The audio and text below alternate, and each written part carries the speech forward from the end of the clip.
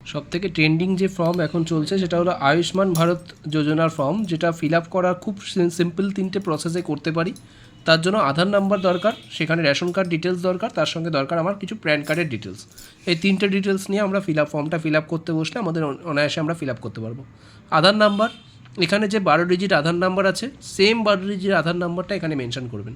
এবং আধার কার্ডে যে অ্যাপ্লিকেন্ট নেম যেটা রয়েছে, ঠিক সেম নেম ইংলিশে এখানে অবশ্যই লিখবেন। ইংলিশ বা বাংলা যেটা লিখছেন না কেন, পুরো ফর্মটা যেহেতু ইংলিশ ফর্ম রয়েছে, ইংলিশে লিখলেই বেটার হবে।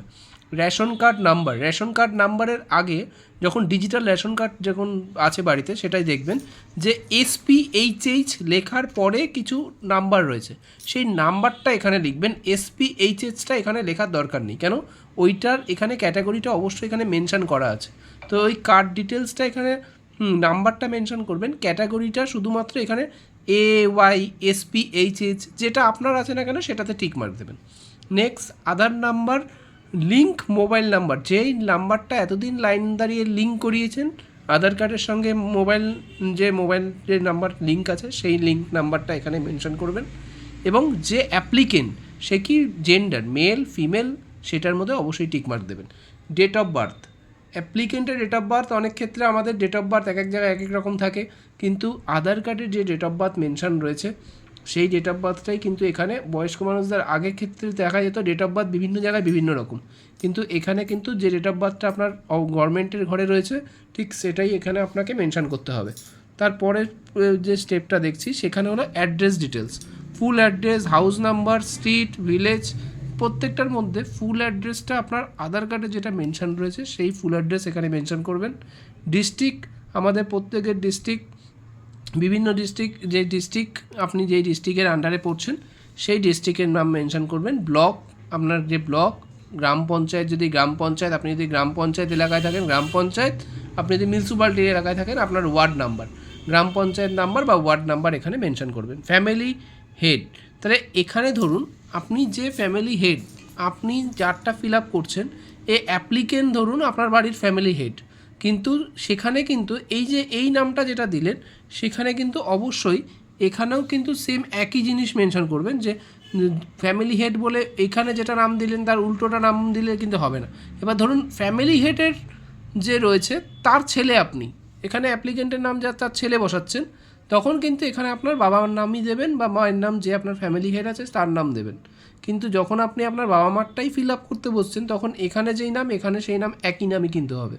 টোটাল ফ্যামিলি মেম্বার্স, যদি আপনার ফ্যামিলিতে যতজন মেম্বার্স আছে ততজন মেম্বার্স দেবেন। এবং প্যান নাম্বার, কার প্যান নাম্বার দেবেন, অ্যাপ্লিকেন্টের প্যান নাম্বার, এখানে কিন্তু হেড অফ দ্য ফ্যামিলির প্যান নাম্বার লাগছে না, যে যারটা ফিল আপ করছেন তারটা। এবার হলো এপিক নাম্বার, ভোটার কার্ডের ডিটেলস, আপনার যে এপিক নাম্বার রয়েছে, ভোটার কার্ডের যে নাম্বার রয়েছে সেই এপিক নাম্বারটা এখানে দেবেন। অ্যাকাউন্ট নাম্বার, পার্ট নাম্বার, আর হলো সিরিয়াল নাম্বার, এইগুলো কোথায় পাবেন, সেই ভোটের ফর্ম যখন আমাদের দিয়ে গেছিলো তখন যে vote part number, serial number, যে ভোটের সময় যে কাগজ দিয়ে যায় বাড়ি বাড়ি, সেখানে দেখলে আপনি কিন্তু এই জিনিসগুলো পেয়ে যাবেন। ওকে, তার সঙ্গে সঙ্গে স্বাস্থ্যসাথীর কার্ড, এতদিন যে স্বাস্থ্যসাথীর কার্ড ব্যবহার হয়েছে, স্বাস্থ্যসাথীর যে 13 ডিজিট নাম্বার রয়েছে, URN নাম্বার, সেটা মেনশন করবেন। এবার কিছু ক্রাইটেরিয়া আছে, ফর রুরালের জন্য একটা ক্রাইটেরিয়া আর আরবানের জন্য একটা ক্রাইটেরিয়া। এবার ক্রাইটেরিয়াগুলো কি, রুরাল অনুযায়ী এখানে বলছে অনলি 1 রুম, কাঁচা রুমের দেওয়াল বা ছাদ, কাঁচা ছাদের, এরকম অনেকগুলো রুলস রয়েছে, সেগুলো পড়ে যেটা ইয়েস আর নো, এই সিম্পলি ইয়েস আর নো, সেটা কোনটা, এটা যেটা যে ব্যক্তির যেটা আছে সেই অনুযায়ী আমাকে এটা দেখতে হবে। তো সেম আরও কিছু কিছু দিয়েছে, যাদের রুরালের জন্য এইগুলো রয়েছে, যারা আরবান, যারা শহরে থাকেন তাদের ক্ষেত্রে এইগুলো দিয়েছে। এবং যেগুলো আপনি যদি এই মধ্যে থাকেন তাহলে সেখানে কোনটা আপনি সেটা হলো দেখে সেগুলোতে টিক করবেন। করার পরে এবার অ্যাডিশনাল ইনফরমেশান, এগুলোর আপনার এখন ফিল আপ না করলেও হবে।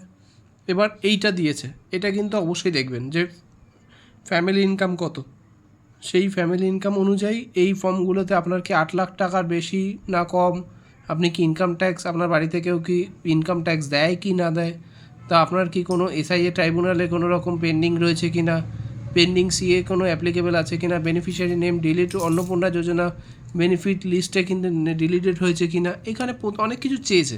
তো সেই অনুযায়ী আপনার পরিবারের সঙ্গে কোন কোন জিনিসগুলো ঘটেছে সেগুলো হ্যাঁ বা না ক্লিক করে ফর্মটাকে সাবমিট করবেন। তারপরে স্টেপ বলছি, ওই যে এতক্ষণ ধরে যেগুলোতে আপনি টিক করলেন সেগুলো যে সঠিক লিখেছেন কি না তার জন্য এখানে কি একটা ডিক্লারেশান দিতে বলছে।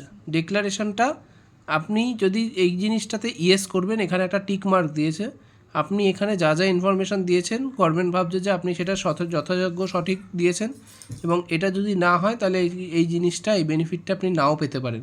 তো সেটার জন্যই জাস্ট আপনাকে ডিক্লারেশান দিতে হবে যে এটাকে টিক করে আপনি যদি সিগনেচার করতে পারেন সেখানে সিগনেচার করবেন, আর যদি সিগনেচার করতে না পারেন থাম দেবেন। এখানে Aadhaar number, applicant name, ration card number, gender, date of birth, এগুলো আপনাকে অফিস থেকে ফিল আপ করে আপনাকে এই রিসিপ্টটা ওরা আপনাকে দিয়ে দেবে। এই রিসিপ্টটা নিয়ে যখন রিসিপ্ট করবে রিসিপ্টটা নিয়ে দিয়ে দেবে। এইটা ছিল ফর্মটা। দেখা হচ্ছে, যদি কোনো রকম বুঝতে অসুবিধা হয় অবশ্যই আমাদের কমেন্ট সেকশনে জানাবেন। দেখা হচ্ছে পরের ভিডিওতে।